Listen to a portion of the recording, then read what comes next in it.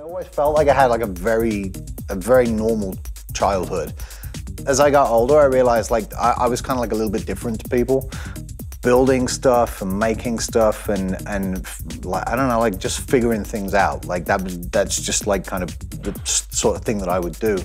You know, I sort of withdrew a lot more from, you know, from people who were doing the same thing that everybody else was doing, and I became a lot more involved in things like music. My dad's a musician. My grandfather is a musician, neither of them professionally. My dad has a band. My granddad used to be a professional pianist, and then he stopped. And when he was working, him and my dad used to go out and play as like a duo. So I always had a very musical upbringing.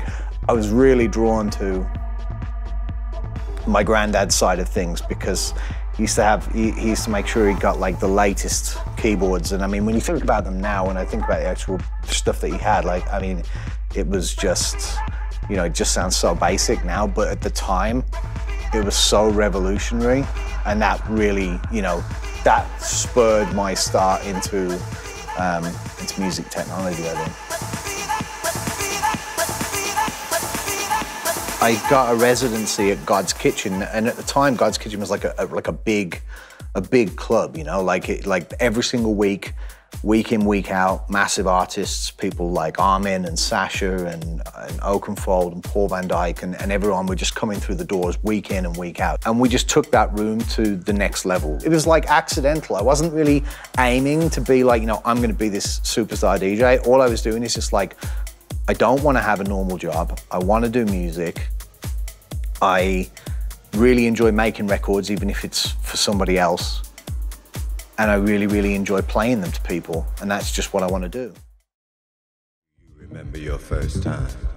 You know, the way that I learn and the way that I do this is, it's partially trial and error, but it's also about watching how other people do it, listening to other people's records, seeing other people's workflow.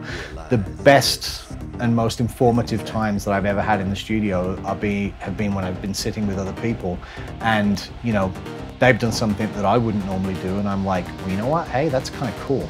You know, that's something that I think that I would like to do. And so I take that lesson away with me, and you know, being able to access that knowledge like you can with FaderPro is invaluable to the evolution of artists.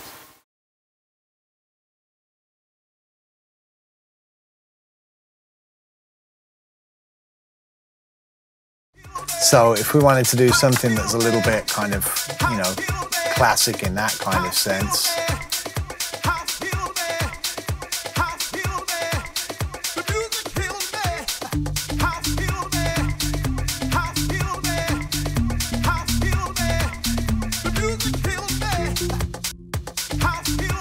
Usually these kind of patterns are really simple to come up with. You use something called the pentatonic minor scale, which is basically, it's 5 notes of the minor scale.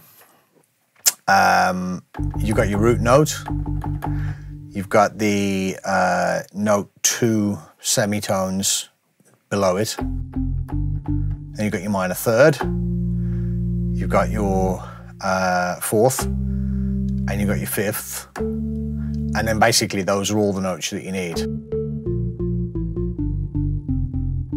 And you can just play those in any order.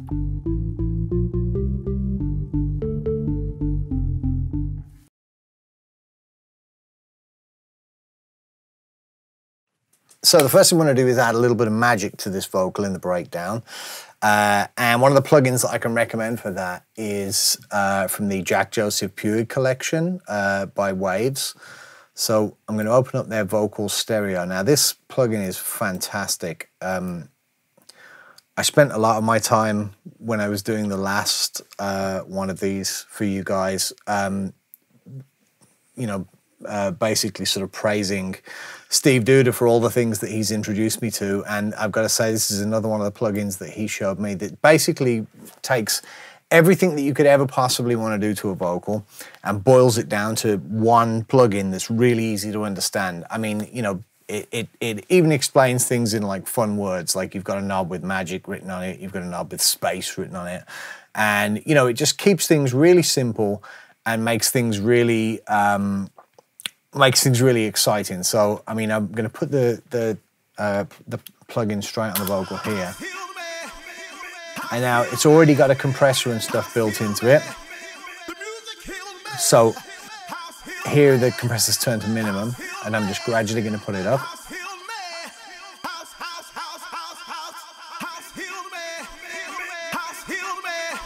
So the male 2 setting seems to fit Roland a little bit better. You can take the lows and the highs out using this.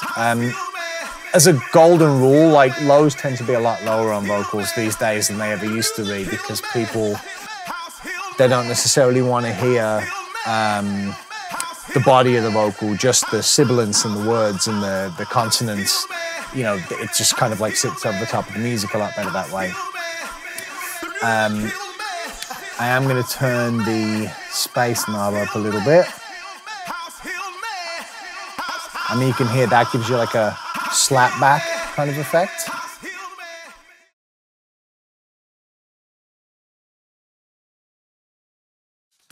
And we're just going to leave that as is. I'm going to put a little bit of a low cut on there, because I really just want the hats to shine through. Now, if you have a look here, I'm going to open up this, open up the EQ on the big screen so you can see what's going on. Ableton's EQ has got a really, really good visualizer. You can sort of really see what's going on. So as you can see, there's a lot of stuff around here, which, considering this is just a tops loop, that shouldn't really be there. So we're gonna put this onto a low cut, and I'm just going to reduce that, so you'll gradually see that disappears now. Now, if you've got a real sharp cut like this one, then around about 100 Hertz is just fine. But you can also, if you want to do something a little bit more gradual, you can use a softer one, and then you can lower the resonance.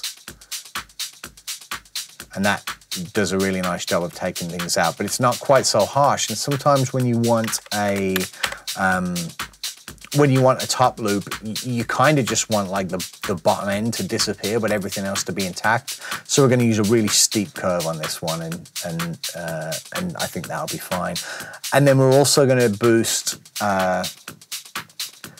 the shinier sort of hat area. Now, I find hats tend to, if you look around this section here, you can see that there's a sort of a little peak right here.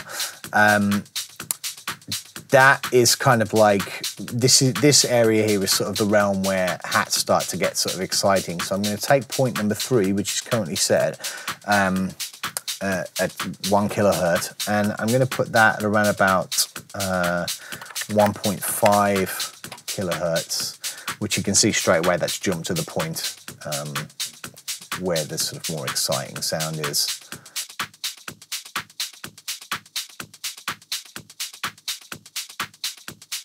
Let's just compare that.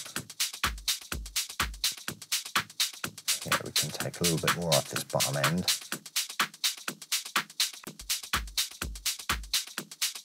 And then finally, the sheen of a sound tends to be around about sort of 4 kilohertz. So what I'm going to do is I'm going to put a very sharp Q width on there, and we're just going to push that up to give us some brightness. You can take it away at the very, very top, because like the only people that would notice that that is missing are like dogs. So, if we compare that, that's just like infinitely better.